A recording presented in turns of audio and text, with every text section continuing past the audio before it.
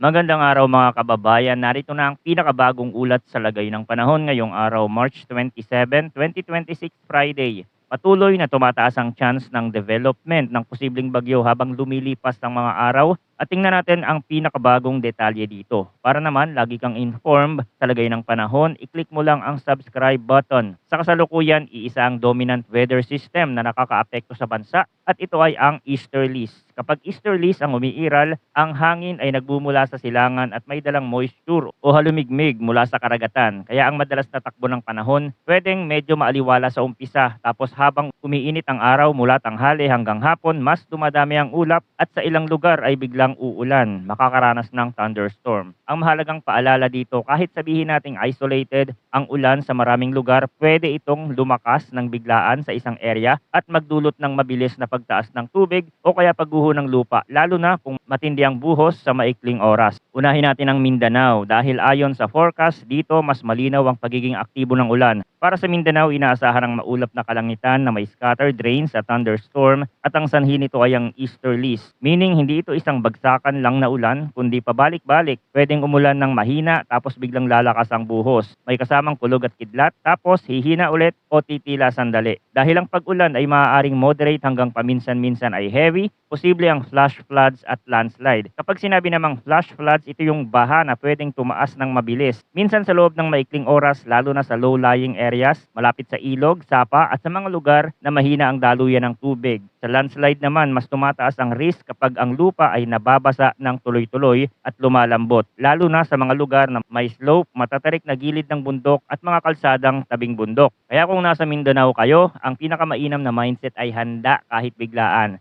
Kung may plano kayong bumiyahe, lalo na sa mga rutang dumadaan sa paanan ng bundok o sa mga lugar na kilala ng nagkaroon ng pagguho, mas mainam na mag-check ng kondisyon ng kalsada at maghanda ng alternate route. Kung nasa komunidad naman kayo na madaling bahain, bantayan ang pagtaas ng tubig, linisin kung kaya ang mga daluyan at ilagay sa mas mataas na pwesto ang mga gamit na madaling mabasa. Iwasan din ang pagtawid sa rumaragas ang tubig kahit mukhang mababaw dahil pwedeng malakas ang agos at delikado, at kapag may thunderstorm, iwasan ang open areas at huwag sumilong sa ilalim ng puno dahil delikado ang kidlat. Mas ligtas kung nasa loob ng bahay o matibay na estruktura habang malakas ang kulog at kidlat. Ngayon naman, para sa Metro Manila at sa natitirang bahagi ng bansa, partly cloudy to cloudy skies ang inaasahan na may isolated rain showers o thunderstorm. Pero marami sa mga lugar ay makakaranas ng maalinsangang panahon dahil sa tag-init, sanhi pa rin ang easterlies. Sa forecast, sinasabing isolated na posibleng makaranas ng ilang lugar, hindi ibig sabihin ito ay mahina agad ang ulan. Kundi, hindi ito sabay-sabay sa lahat ng lugar, pwedeng walang ulan sa isang area, pero sa katabing barangay o bayan ay may biglang buhos. Kapag tumama ang severe thunderstorm, posible ang flash floods at landslide. Sa Metro Manila, kahit panandalian lang ang malakas na ulan, mabilis makaipon ng tubig sa ilang kalsada, lalo na kung barado ang drainage. Kaya kung lalabas kayo, maglaan ng extra time, iwasan ang flood-prone routes, at huwag ipilit dumaan sa baha na hindi mo alam ang lalim. Tandaan, may mga bahang may nakatagong lubak, bukas na kanal, o malakas na agos na hindi agad halata. Sa mga probinsya naman, bantayan ng mga ilog at sapa dahil kahit sa inyo ay mahina lang ang ulan, pwedeng malakas ang ulan sa upstream at doon manggagaling ang biglaang pagtaas ng tubig. Dumako naman tayo sa hangin at kondisyon ng karagatan, lalo na para sa mga coastal communities, mangingisda at mga may biyahe sa dagat. Para sa Luzon at Visayas, inaasahan ng light to moderate na hangin na mula northeast to east. Ang coastal waters dito ay slight to moderate na may taas ng alon mula 0.6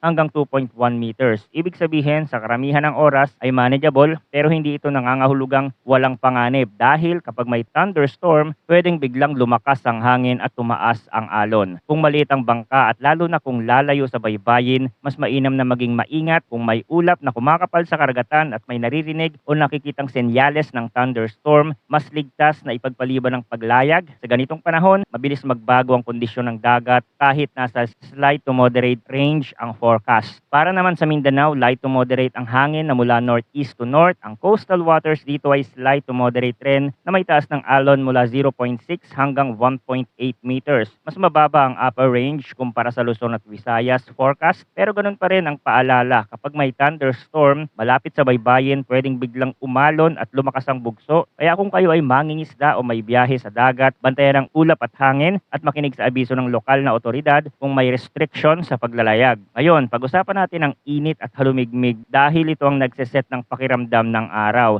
At nakakatulong din itong ipaliwanag kung bakit madaling mabuo ang thunderstorm base sa extreme of temperatures at relative humidity para sa 24-hour period na nagtatapos ng 4 o'clock PM today. Ang minimum temperature ay 22.7 degrees Celsius na naitala bandang 6 o'clock AM. Ibig sabihin presko ang umaga at ito yung oras na maraming tawang nagsasabing ang sarap ng hangin. Pero habang tumatakbo ang araw, umiinit. Ang maximum temperature ay 32.5 degrees Celsius na naitala bandang 3 o'clock PM. Kapag umaabot sa ganitong init, mas umiinit ang ibabaw ng lupa, mas mabilis umakyat ang warm air at mas nagiging pabor ang pagbuo ng ulap, lalo na kung maraming moisture sa hangin gaya ng dala ng easterlies. Pagdating sa humidity, ang maximum relative humidity ay 87% na naitala bandang 6 o'clock AM. Kaya sa umaga pwedeng mas mamasa-masa ang hangin at minsan parang malagkit kahit hindi pa mainit. Habang umiinit sa tanghali at hapon, bumababa ang humidity. Ang minimum relative humidity ay 54% na naitala bandang 2 o'clock PM. Kapag ganito, pwedeng maramdaman nyo na mas mainit at mas dry ng konti ang pakiramdam kumpara sa umaga. Pero dahil easterlies pa rin ang nangingibabaw, mabilis ding bumabalik ang moisture kapag nagsimula ng dumami ang ulap at umulan. Kaya normal na sa hapon, biglang uulan tapos pagkatapos ng ulan, mas lalong nagiging maalinsangan dahil tumataas ulit ang halumigmig. Ngayon, update tayo tungkol sa posibleng bagyo na magmumula sa timog silangan ng bansa. Base sa pinakabagong datos, mas dumadami ang mga member model na nagkakasundo na may posibleng tropical cyclone na lalabas. Mahalagang punto ito dahil kapag maraming model ang nagbibigay ng parehong signal, tumataas ang chance na may totoong development na dapat bantayan. Pero dahil long range forecast pa ito, malinaw din na uncertain pa kung ito ay magla-landfall. Ibig sabihin, posibleng mabuo, posibleng pumasok sa sakop ng Philippine Area of Responsibility pero hindi pa siguradong tatama sa kalupaan. Maraming pwedeng magbago sa track, bilis at lakas habang malayo pa ang panahon. Sa Google DeepMind Ensemble, ipinapakita na may mga member model na nagsasabi na papasok ito sa Philippine Area of Responsibility. At may isang member model pa nga na nakikita ang posibleng landfall sa Mindanao. Pero malinaw din sa datos na isa lang ito at karamihan ay malayo pa. Kaya sa ngayon, ang pinaka-framing ay ganito, may signal na dapat bantayan pero hindi pa ito sapat para sabihin na siguradong tatama o siguradong malakas. Ito ay still uncertain.